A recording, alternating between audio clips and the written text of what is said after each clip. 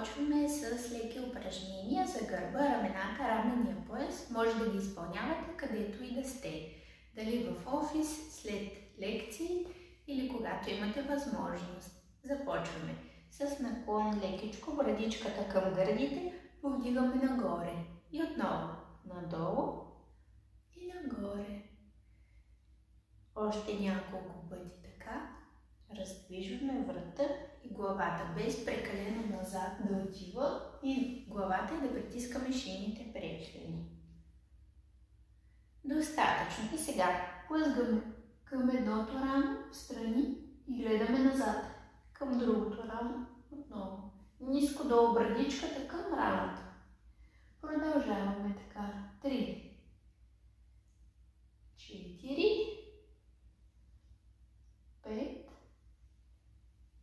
6, 7 и последен път. Достатъчно. Сега правим наклон на главата на едната страна и на другата. Ухото към рамото, без да повдигаме рамената. 2, 3. Усещаме хубаво как се раздвижва врата. 4 и горната част на трапеца. 5, 6, 7, последно 8. И сега правим кръгче. Страни леко нагоре към другото рамо и връщаме обратно по същата посока. Сменяме няколко пъти. Кръгче с глава, както казахме, без да се отвежда силно назад, за да не се притискат шийните прешлени. Достатъчно. Следващото упражнение е много полезно за врата. Сложили сме ръцете отпред. Полезно е, защото по принцип стоим ето така лекичко прегърбени.